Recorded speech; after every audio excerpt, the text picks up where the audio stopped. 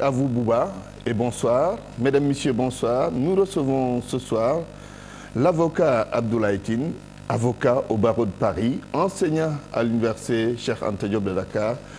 Maître Abdoulaye Tine enseigne le droit international. Bonsoir, maître. Bonsoir, monsieur Diouf. Prétexte de cette invitation, le procès Mamadou Diop, puisque vous êtes l'avocat de la famille. Mamadou Diop, tué le 31 janvier 2012 lors d'une manifestation de l'opposition d'alors. Après plusieurs reports d'audience, aujourd'hui le procès s'est tenu. Est-ce que tout s'est bien passé aujourd'hui? Oui, finalement, au niveau du déroulement de l'audience, on peut dire que tout s'est bien passé. Mais après de longues péripéties, à la fois judiciaires, voire même politiques. Vous vous rappelez, effectivement, l'affaire a été renvoyée pour la 5e fois. Donc c'était la 6e fois que je me présentais à la barre pour soutenir et défendre les intérêts de la famille. Mais finalement, effectivement, le procès a eu lieu aujourd'hui et l'affaire est mise en délibéré pour le 24 décembre prochain. Vous pensez que la vérité, la vraie vérité, pour reprendre l'expression de quelqu'un, va éclater à l'issue de ce procès? En tout cas, c'est tout le sens de notre démarche parce qu'effectivement, l'objet des débats contradictoires que nous avons tenus aujourd'hui, c'était de participer à la manifestation de la vérité. Quand je dis la vérité, effectivement, c'est à la fois la vérité judiciaire, mais aussi la vérité historique, parce que vous l'avez rappelé, c'est un épisode marquant de l'histoire politique du Sénégal. Et je pense que par rapport à la gravité des faits qui étaient en cause, mais aussi au risque de réitération, il était normal, bien sûr, qu'une affaire aussi grave ne reste pas sans réponse judiciaire. Et il est heureux que le procès ait eu lieu finalement aujourd'hui. Quand je parle de vérité, c'est parce que la famille de Mamadou Diop a demandé que certaines personnalités de l'époque comparaissent. Cela n'a pas été le cas. Qu'à cela ne tienne, est-ce que la vérité peut triompher dans cette affaire? Écoutez, j'ose espérer que la vérité va triompher, ou finira un jour par triompher. De toutes les façons, il faut se dire une chose. Aujourd'hui, les deux prévenus qui étaient jugés, deux policiers, précis, c'était des exécutants. C'était le conducteur du Dragon et son assistant, c'est-à-dire son chef de bord. Ils ont agi parce qu'ils ont reçu un ordre dans cette affaire.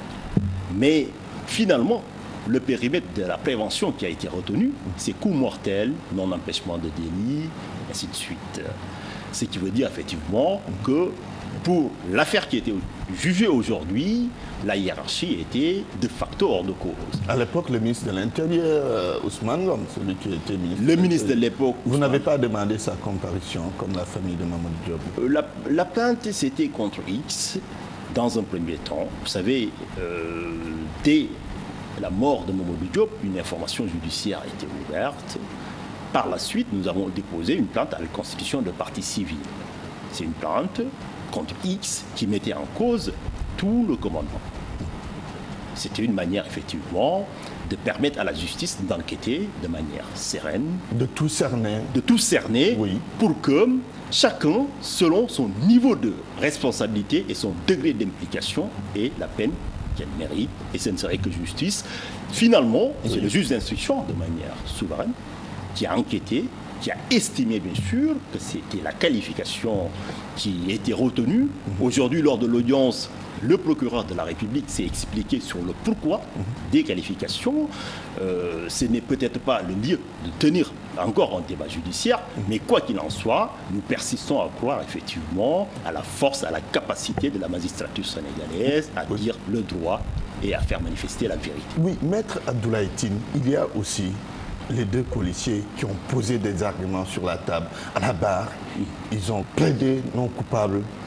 Oui, ce n'est pas convaincant ce qu'ils ont donné comme argument. Écoutez, si vous me demandez mon sentiment personnel et en tant qu'avocat de la famille, je ne suis pas du tout convaincu. Pour la bonne et simple raison que déjà il y a une enquête qui a été diligentée dès les premières heures. Et c'est la police qui a enquêté sur la police. Et c'est cette enquête, effectivement, qui a mis sur la table des éléments objectifs qui accablaient les personnes mises en cause. Oui. Et c'est sur la base de ces éléments qu'une autre information judiciaire Donc, parce qu'il y a une jonction des deux procédures qui a été ouverte par le doyen des juges d'instruction, et c'est à l'issue, effectivement, parce que vous savez, l'instruction, ce n'est pas quelque chose qu'on prenne à la légère, c'est à charge et à décharge. Donc, j'estime bien sûr que lorsque le magistrat a décidé de les envoyer devant le tribunal correctionnel, c'est parce qu'il y avait assez d'éléments, il y avait matière à poursuivre. Et le parquet, effectivement, a tout déroulé sur la table. Il s'agit effectivement des éléments dont nous savons, qui vont à la fois des expertises, de la topographie des lieux, mais aussi de la reconstruction, ainsi de suite, du certificat du genre de mort, tout l'espoir effectivement que la mort était imputable. Une fois que cela est dit, effectivement, il était normal qu'en tant qu'avocat de la partie civile, que je formule des demandes pour la réparation de ce préjudice, qui, rappelons-le, les montants demandés ne feront pas revenir Mamadou Diop. Vous avez demandé combien?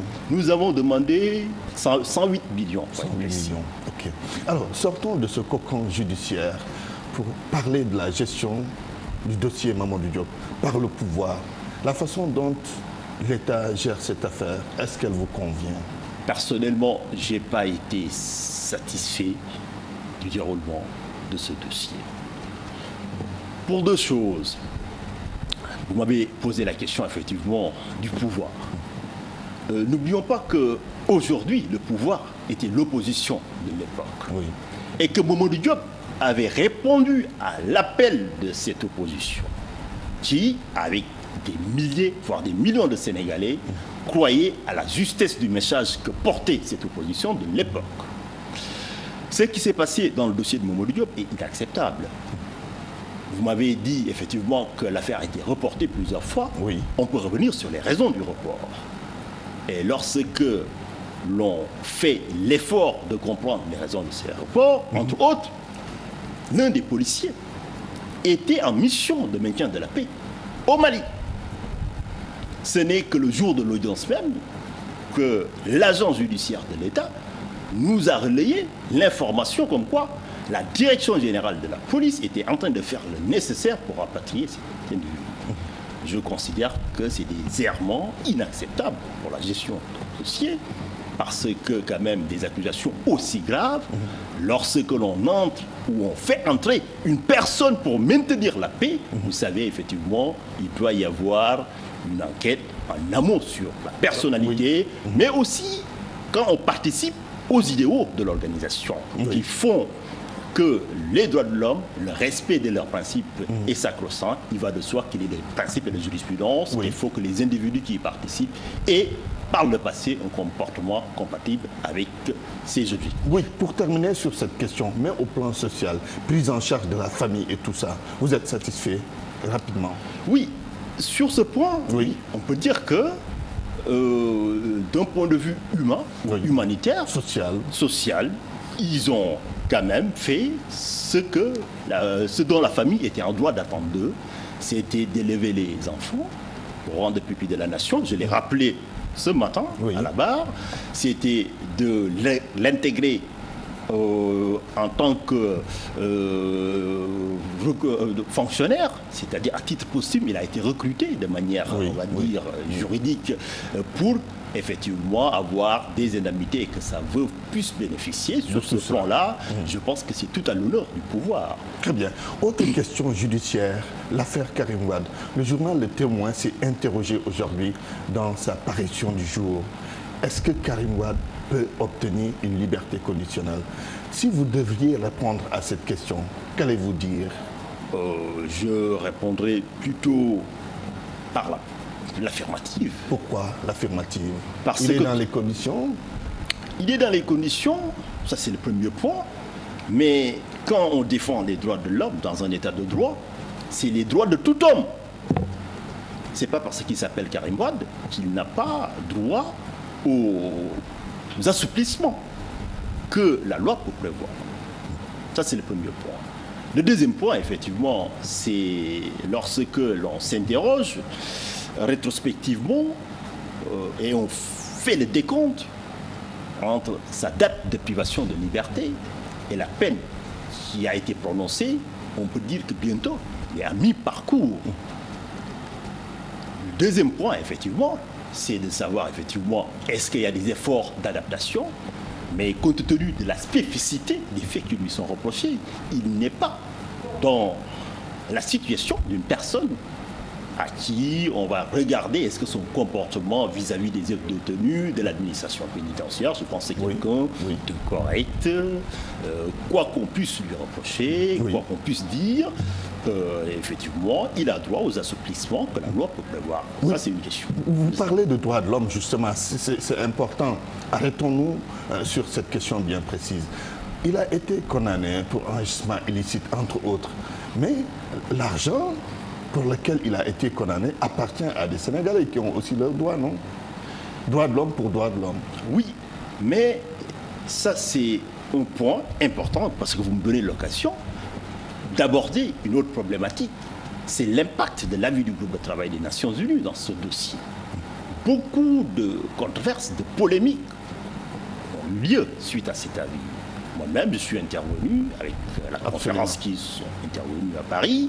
Pour dire qu'il faut respecter le droit. Parce que, par mon expérience, j'ai fait ma thèse de doctorat d'État sur les résolutions des Nations Unies, sur la politique juridique. Le Conseil des droits de l'homme, à l'époque qui s'appelait Commission, j'ai eu la chance de connaître cette institution en tant que jeune chercheur, d'y travailler. Donc, je connais le fonctionnement.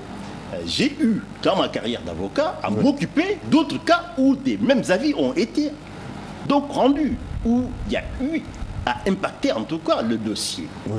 Pour dire clair, c'est que vis-à-vis de la posture que l'État du Sénégal a adoptée depuis quelque temps, c'est que c'est un rapport inquiétant vis-à-vis de la légalité. Parce que dans un premier temps, on nous dit que l'avis n'impactait pas le dossier, et de l'autre côté, effectivement, on reconnaît qu'aujourd'hui, le fonctionnement n'est pas conforme aux normes internationales. Je leur demande de relire l'article 98 de la Constitution qui dit que les traités et conventions régulièrement ratifiés ont une autorité supérieure à la loi. Oui, mais jusqu'à quel niveau? Est-ce que c'est dans tous les cas? Dans tous les cas. Elle est absolue parce que la primauté des traités internationaux s'applique à l'État dans sa globalité, aussi bien dans sa portion centrale qu'à travers ses organes exécutifs et judiciaires. Donc, pour dire clair, l'avis du groupe de travail s'impose, prime sur la décision de la Cour suprême. Il est à respecter. Il est à respecter. L'État du Sénégal. Et ce serait tout à l'honneur du Sénégal d'ailleurs de la respecter. Oui, très bien. Oui, on va parler d'une actualité forte, le terrorisme. On en parle beaucoup parce que ça fait peur. On connaissait le phénomène, mais ça a beaucoup évolué. Comment en est-on arrivé à cette situation actuelle qu'on est en train de vivre? Très bien, merci donc pour cette question, parce que c'est une aussi des thématiques de prédilection de recherche. Je suis cofondateur du CERIS, du Centre des études des relations internationales et stratégiques, mais même dans le passé, en 2007 déjà, j'ai été expert du gouvernement français, donc le ministère de la Défense et le ministère des Affaires étrangères, sur les questions de terrorisme en Asie du Sud-Ouest, qui avait le même problème. Ce n'était pas encore en Afrique subsaharienne.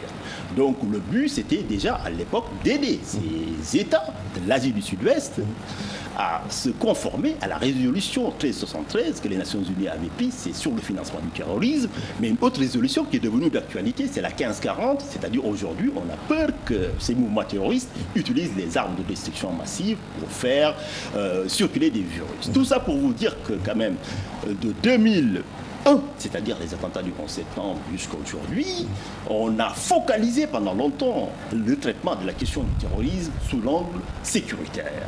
Alors que l'angle sécuritaire est certes nécessaire, mais insuffisante. Il faut s'occuper des racines du terrorisme. Et lorsqu'on parle des racines du terrorisme... Quelles sont les racines du terrorisme en quelques secondes? Je vous donne un exemple pour coller à l'actualité, les attentats de Paris. Les attentats de Paris, c'est un peu un effet papillon.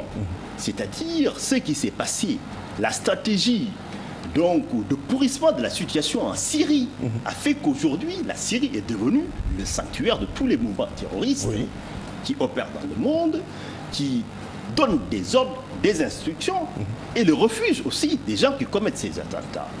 Or, finalement, la communauté internationale, il est malheureux de le constater. Après les attentats du 11 septembre, après les attentats de Paris plus tôt, finalement, ils ont compris que leur ennemi, c'était Daesh.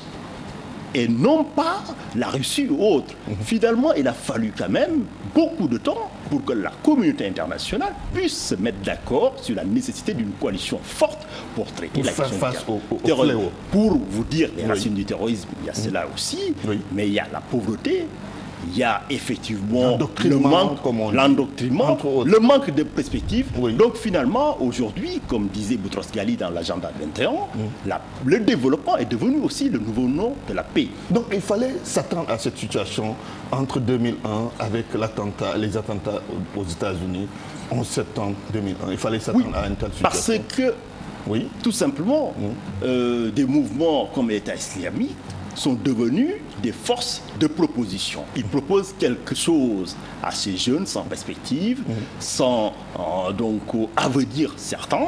Et comme dans la plupart des temps, il y a des défaillances de l'État, ou dans certains pays, même si c'est des États développés, il y a des catégories de population qui n'arrivent pas à s'insérer. Aussi longtemps qu'on ne s'occupera pas de cette question, donc de ces questions bien sûr très actuelles, ce sera le cas. Voilà, malheureusement, on sera condamné à voir les terroristes recruter les gens qui sont laissés pour compte dans le système. La dernière question, la façon dont le Sénégal gère cette affaire au plan sécuritaire, mais aussi au plan communicationnel, qu'est-ce que vous en dites? Écoutez, au plan sécuritaire, je pense que le Sénégal, rapidement, gagnerait beaucoup à renforcer les dispositifs sécuritaires, compte tenu de ce qui s'est passé au Mali. Ça, c'est le premier point. Ce qui est en train de Ce qui veut dire que tous les bâtiments officiels qui peuvent, en plus des hôtels, qui peuvent être des cibles donc d'attentats terroristes, il faut un plan Vigipirate. Il ne faut pas se cacher. C'est-à-dire il faut déployer vraiment des vrais moyens parce que c'est déjà la prévention. Ça, c'est le premier point. Deuxièmement, c'est qu'il faut renforcer les entraînements pour la gestion des catastrophes. C'est-à-dire qu'il faut effectivement qu'il y ait une coordination au niveau des institutions qui seront demain appelées à faire face. Au plan maintenant, communicationnel, le plus important, c'est là où j'ai des critiques à formuler vis-à-vis du gouvernement. Parce que tout simplement, aujourd'hui, tout le monde est focalisé sur la question du Val. Il y a une surmédiatisation. De la question. Ou bien vous pensez pas que ce soit quand même normal que le gouvernement dise aux Sénégalais non, c'est ce qu'il en est. Moi, personnellement, si vous me demandez mon sentiment, je pense que c'est quelque chose qui n'était pas opportun d'amener au devant de la scène. Même si on doit combattre le terrorisme, vous savez, l'expérience démontre que c'est le renseignement humain. Vous savez, la capacité des terroristes, c'est d'innover. Demain, s'ils veulent commettre des attentats terroristes, ils ne vont pas se mettre en burqa. Les motifs d'impératifs de sécurité publique qui ont été avancés, parce que le débat s'est posé bien avant en France, la Cour européenne des droits de l'homme a estimé que ce n'était pas pertinent pour réduire ces sortes de libertés. Après, effectivement, on s'enlise dans un débat sans fin, ça c'est le premier point. Et deuxièmement, c'est qu'on se coupe du soutien d'un secteur de l'opinion, c'est les religions. Donc il fallait préalablement au moins mettre en place une commission de concertation où il y aura tout le monde débattre et formuler des propositions à en arriver à une mesure peut-être légale si ça s'impose. En 5 secondes, le président Alpha Condé qui demande au président Macky Sall, en tant que président de la CEDEAO, de faire en sorte que la burqa soit interdite. Moi, je pense que c'est de la communication politique. Communication politique. Et qu'il est temps de se ressaisir et de se focaliser sur les vraies questions sécuritaires. Merci, Maître Abdoulaye Tine. Merci. Je rappelle que vous êtes avocat au barreau de Paris, enseignant à l'université de Dakar, Université Cheikh Anta Diop de Dakar. Donc, vous enseignez le droit international. Merci d'avoir accepté cette invitation. Merci pour l'invitation. À vous, Bouba, c'est tout pour ce soir. Mesdames, Messieurs, excellente soirée chez vous. Retrouvez demain Mamadou Ibra Kane sur ce même plateau.